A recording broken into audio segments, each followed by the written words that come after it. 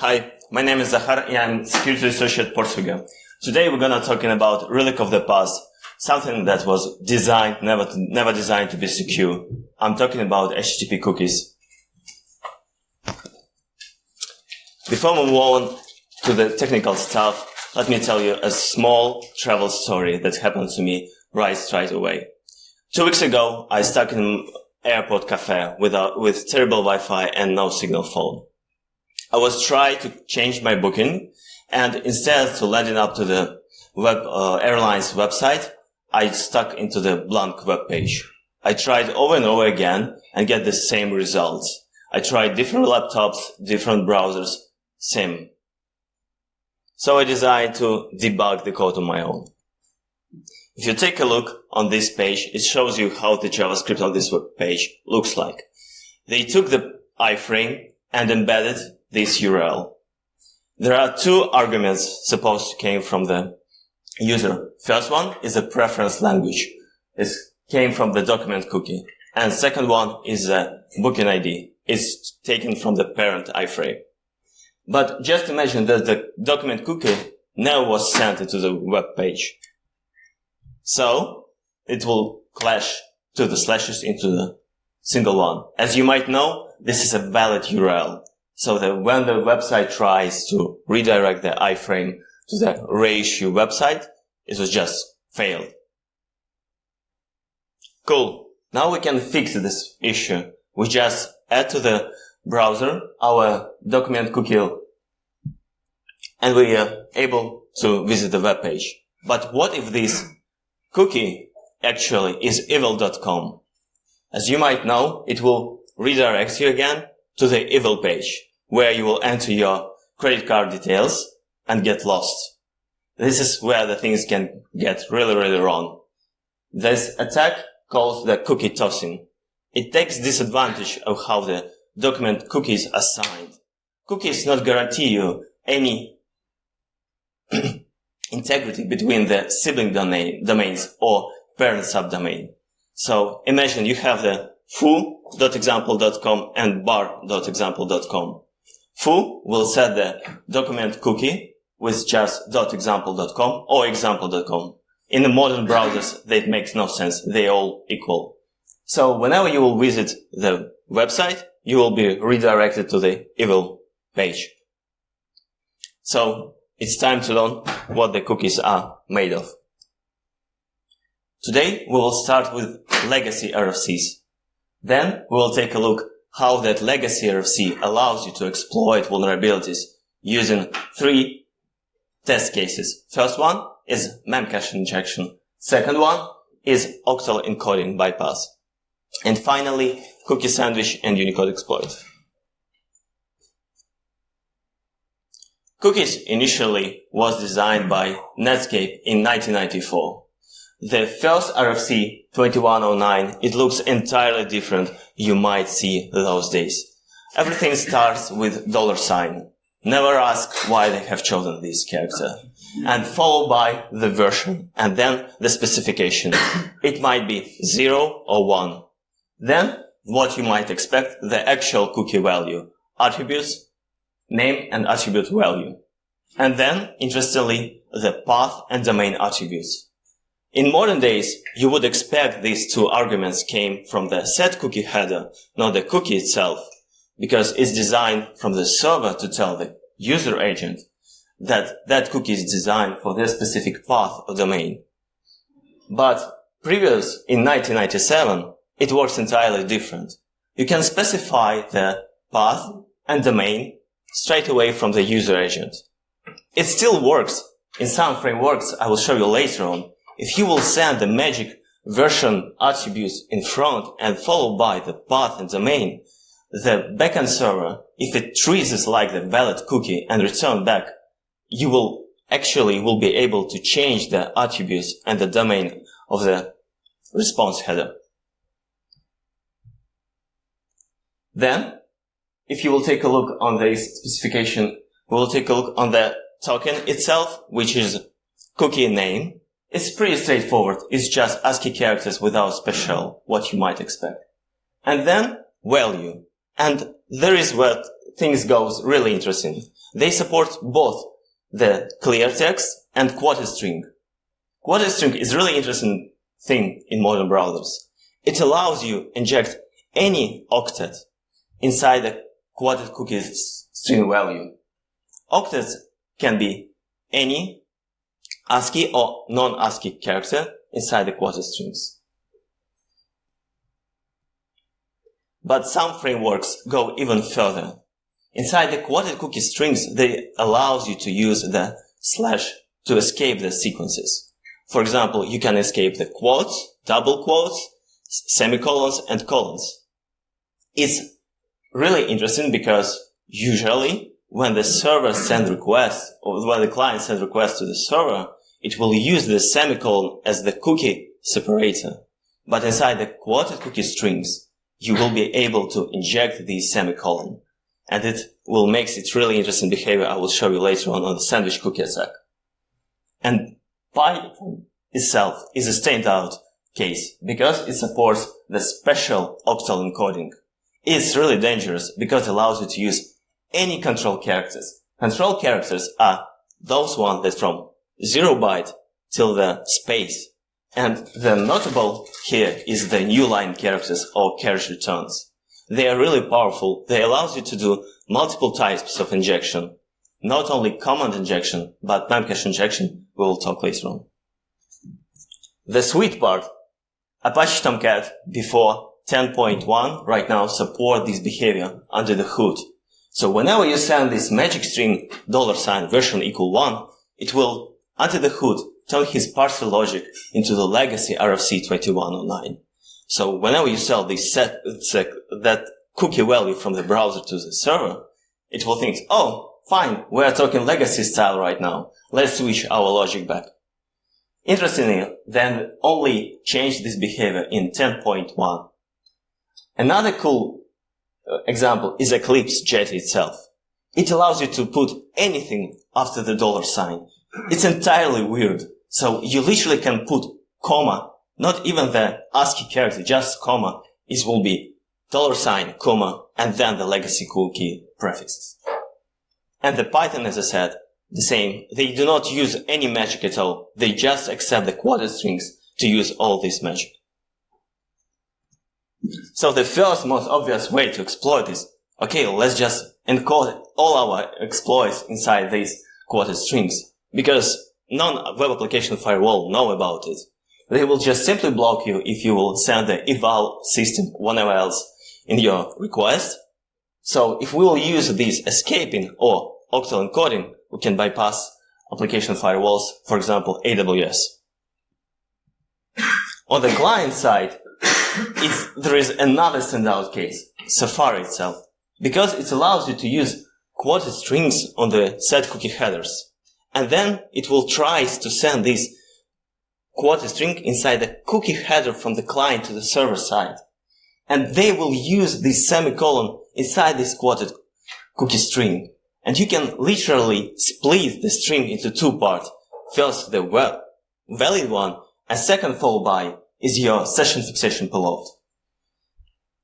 For those who's not familiar, session fixation takes advantages. Our attacker will first claim the session ID. Then he will use something like the cookie injection payload, force the victim browser visit this web page, and that it will be injected inside his cookie storage. And then this cookie storage will use this polluted value whenever inside the future upcoming requests. This is really interesting because usually some backends are using this session value to add some extra attributes inside of it. It might be non-sensitive information, for example, like count of password attempts, or more sensitive, for example, like username or count is authorized, not authorized, etc. It depends on the backend logic. As I said, we can use commas too.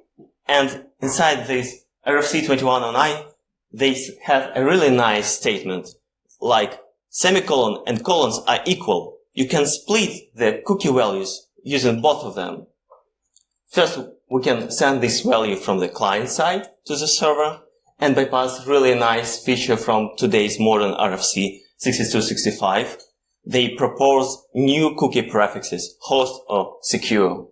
For those who are not familiar, the host prefix should be used to lock the session cookie to your domain.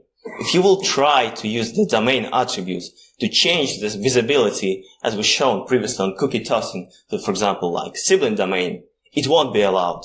But if we will use the $ version for the same purpose, and then put the value like colon and then followed by the host, you will bypass this protection. So you can use the session fixation again. It's not only about the server side. It's about the browser side itself. I assume none of you expect that right now inside your browser there are two cookie parsing logic lives behind each other. First one is actual. It works inside the storage and parse your HTTP response headers to save its values inside the storage value. But inside the network tab, there is another tab and it names the same cookie and it works entirely different. It works the same inside the Safari, inside the Chrome. If you will use the legacy values inside the Safari and network cookies tab, you will see that they support these old RFCs still here. But if you go to the storage, you won't find them. That's really obscure. Because previously, that was used by different attackers to exploit this. And it seems like the security team came to the Safari web developers and say, hey, you have to fix this. But they just fixed this particular website logic itself, but not the whole application logic. And this is true for the Chrome. Later I will show you how the same strange behavior lives behind the Chrome itself. It still works differently into these tabs in storage and network. To highlight you how it's really obscure, let's take a look on the following example. Inside the Safari, we can use following nice feature. For example, let's take this request and ID that will contain the semicolon, and it will reflect in your set cookie header. As you might see, we have the HTTP only attribute here. What does really matter? We can't change the followed by attributes. It means like the last man standing. If there is a HTTP only attribute, whenever we will put inside these other attributes like path, domain, blah, blah, blah, it won't change the HTTP only behavior. But what if we will use some special characters like slash, quotes, etc.? The Safari itself will go mad and will just break the string and treat it as like a line separator. So whenever we'll go by the server afterwards, like HTTP only, CQ, same site, whenever, it will just ignore it. So you just terminate the string with these special characters and put whenever you want. Chrome does the same previously. So you put the tab character into the set cookie value and you make the cookie not the HTTP only. And if you go to the network tab, to the cookie values, you will see this behavior. But inside the storage, it doesn't work anymore. So once again, they have two different logics to parse the same response differently. They even go further. They do really crazy stuff inside the HTTP 1.1. If you will put the carriage return like a separator, it will treat it like a new line. So imagine you have the HTTP response splitting works just exactly on the Chrome browser itself. If you don't know how it works, usually you just put the new line and that set cookie and you are able to inject the cookies. But you just use the carriage return instead. And it only works inside the HTTP 1.1 because 1.1 itself allows you to use the new lines because it's just a plain text protocol. If you will switch to the HTTP 2, it will break because the HTTP 2 RFC says like control characters are not allowed here. Just a quick example how I used to exploit this. So we have the server tracking.example.com. It allows you to send the ID value inside the both parameters and cookie values. If you will send it to the server will reflect this value on the JSON, and you can exploit the JSON injection because the output is never escaped properly. But there is a problem. if user already have this session cookie inside his value, you won't be able to deliver this exploit. But we will use the way how the parser handle these cookies with the same name inside the cookie header. For the both cookies with the same name, there are two different logics. First one depends on the time. The newest cookies usually comes backwards. The cookies with a longer path come first. So we will change the path attributes and make our JSON injection really works inside the Wixom browser.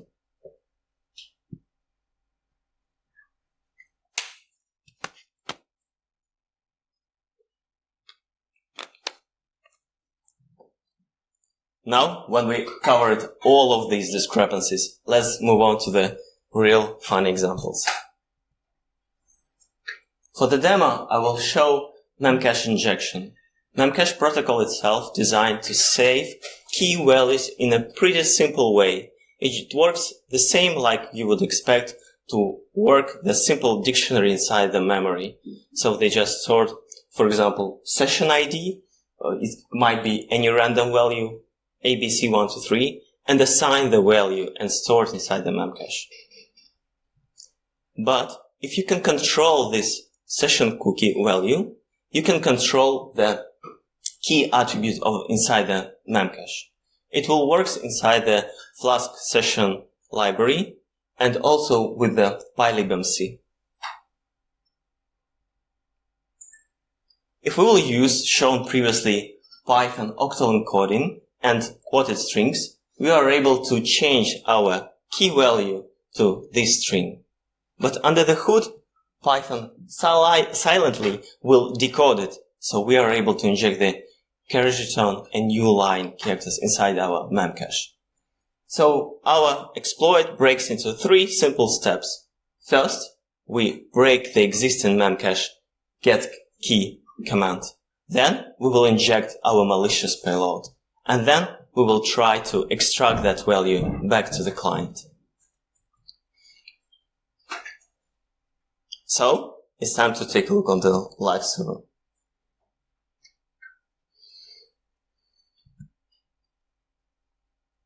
First, I will show you the simple idea how the session cookie used to store the value.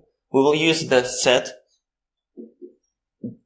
get request to set the value to the test, and then we'll extract the value. It works pretty simple. But if you take a look, you will find out that this session cookie is signed. I'm using my signed saboteur extension to brute force the secret value. Then I will use this secret value to forge the malicious payload and send it backwards to the backend. As I said, first request will break the logic, so the memcache command would be dropped, and followed by request will inject the pickle deserialized command pop-up exception, and we will get the pop-up. Go! Yeah, you also can take a look on the memcache, how it works on the hood. There are three simple commands: set, get, set, and get. Some funny statistics. pylibmc is still vulnerable. It really poorly supported Python memcache library. It allows you to perform memcache injection in both set key and get key values. Only the key itself, not the value parameter. And then it uses the Flask session, which under the hood use by default the pickle deserialization that allows you to execute any command if it will be properly deserialized and serialized. So, if you consider using the Flask session, first, my recommendation to you, do not use pylibmc. There are better alternatives, of course. Second one, you probably should switch to the better deserialization logic. There are, again, multiple alternatives. Probably you should use something like JSON or anything else. And never disable the secret signing on production, and treat all the user input as untrusted.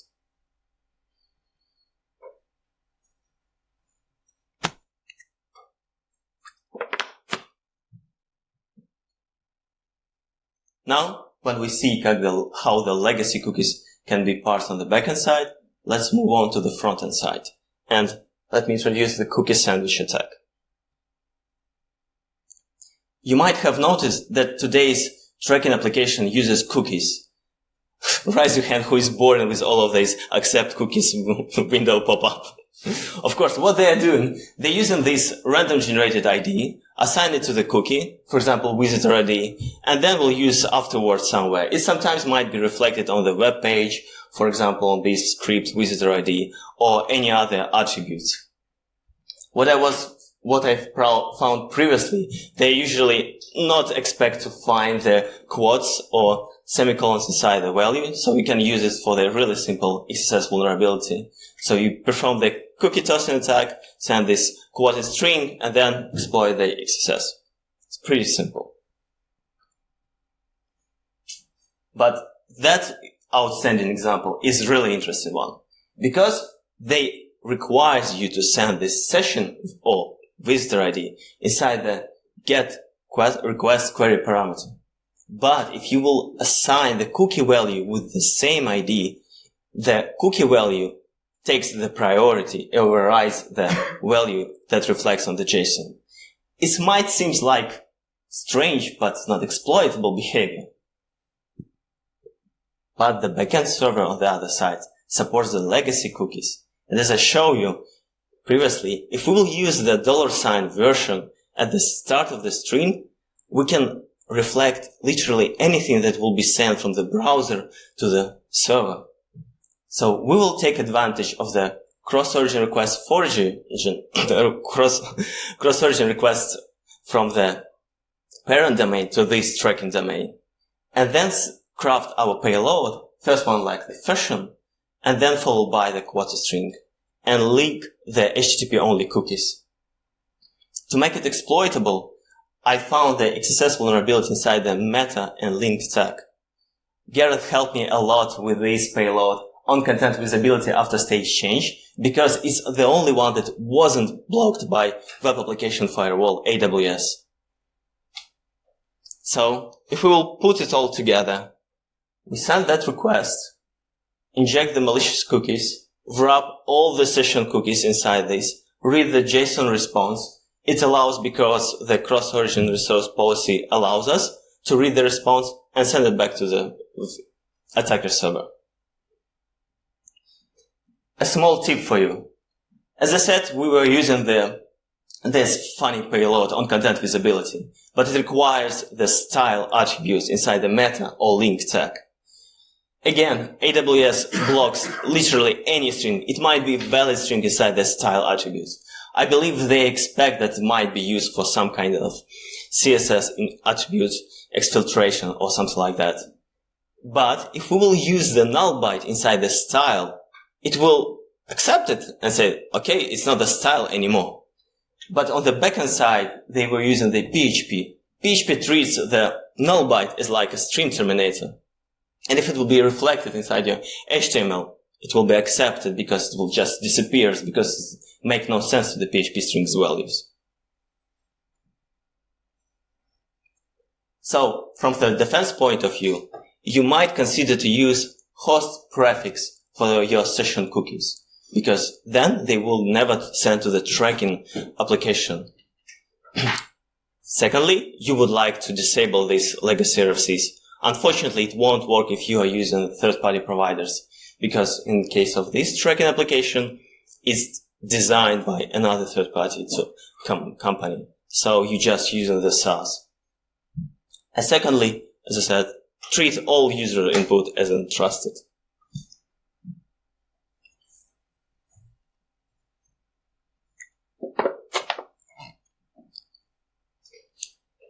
So far, I recommended you to use the host prefix to restrict the cookie tossing attack. But today, I want to show you a really nice exploit that will entirely eliminate this host header prefix that used to work in modern browsers and not works anymore. So, according to the RFC, the cookie name should be just the ASCII characters with a special one. Nothing more. Is it really true? Actually not. Despite the name, the cookie string is actually a sequence of octets. What does it mean? It means that the user agent, browser, will take the string and tries to use the Unicode to turn it back to the sequence of octets, bytes, for simplicity. And then, when the server tries to force back this encoding to the decoding and use the sequence of octets to the string, the things can go really interestingly. As an example of that failed encoding decoding, I want to show you the overlong UTF-8 encoding. According to the Unicode, you can represent the simple ASCII characters using only 1 byte. But if you will use 2, 3, or 4 bytes according to Unicode, that encoding is invalid. But it doesn't mean it doesn't work. It used to be previously worked to bypass web application firewalls and perform attacks something like path traversal. To show you how it works, you can just simply right now open the Wireshark and send this overlong encoding, and you will see on the top that the cookie value was correctly decoded, when below you will see that it's just a garbage string. We will take the sequence of octets and try to apply to the modern browser. If you will take a look on the Chrome or Firefox, you will find out that this n-quad space character will be represented with 3 bytes, E2, 80, and 80. And then this string will be sent to the server. Server, on the other side, should decide what to do with these 3 bytes. The Python from, for example, Django, will use the following logic. It will take these bytes, convert to the Unicode string, and then try to strip. Because that's how the RFC says, like, you should strip all the space characters before and after the cookie name value. But Python supports more than just spaces and tabs. This is a really huge list of all white space characters. And they will be just truncated. So what we will get the host with host prefix cookie with another prefix with null byte. They equal to the host header prefix cookie. And then the Python has a dilemma. We have the 2 cookies with the same name. They are using the simple dictionary, merge it, and we'll get the same cookie. So if your cookie followed by the last, as I said, last man standing, so you entirely eliminate the 6265 modern host prefix cookie protection at all. Safari, on another side, doesn't support multi-byte strings, but it supports any octet from 0 to 255.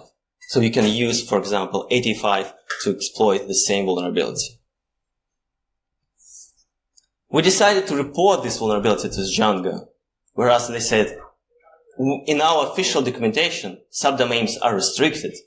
So my proposal to you, do not use subdomains, or as shown, it won't work because if you have any other way to inject the cookies, you will get the same exploit. It's not only about the subdomains, it's about the way how the user agents treat the same set cookie and cookie value string.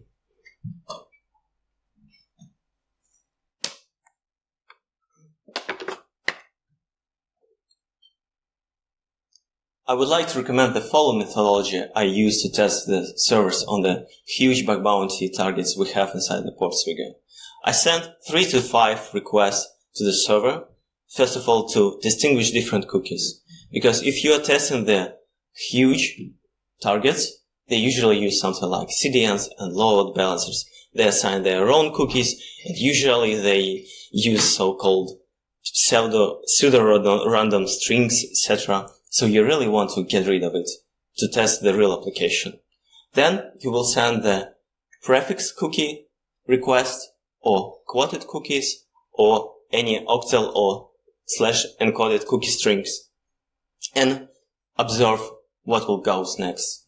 Will they reflect? Will they disappear? And then you will decide if it's supported encoding or not. If it does, you can use the Burp Suite handle HTTP request to automatically encode this value and try all the different exploits. If you are lazy, we implement the best of our legacy RFC and broken overload encoding stuff inside the param miner. ParamMiner is available for both Pro and free versions, so you can install it directly through the App Store. I also created the custom action scripts. Custom actions, for you who are not familiar, is a small repeater Java functions that allows you to execute straight away inside your Burp Suite during the pen test. You will run the script and will try to bypass the HTTP only host header prefix cookies or any other attributes injections. I would like to say big thanks to everyone who do a great job, especially on the memcache and cookie tossing attacks. And as today's takeaway, I would like to say it's not about the specification that's broken. It's, I would say, the whole history of cookie header is broken itself. It might means different things for the client side and for the server side. You can use your creativity to exploit it all the time, no matter what security headers or security attributes were set. A small cheat sheet for you how you can exploit Safari attributes injection or white spaces to bypass the host prefixes. Thank you very much.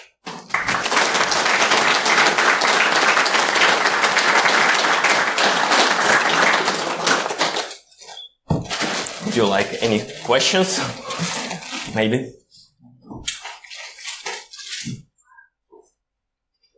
Yeah, sure. Go. Can you go back to the previous slide so I can get it? Oh, sure. No worries. I will share the presentation. Thank you. I can go even to this one if you really want to download.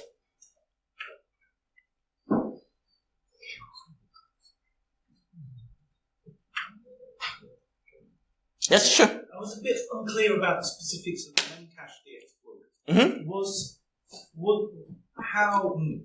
So you're talking to memcached. Are you talking to memcached from a web server using the TCP protocol memcached, or does memcached have an actual HTTP protocol? Yeah, I will explain. Okay, yeah, sure, no worries. Let's move back to the memcache. So what happens under the hood? When you send the HTTP request, it will end up here on the Python server.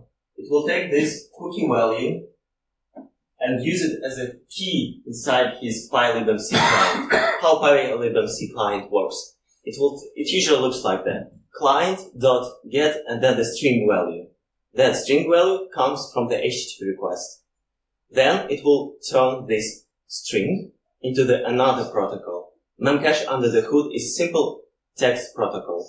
It uses a pretty simple syntaxes like get, space, the key value, and then new lines character.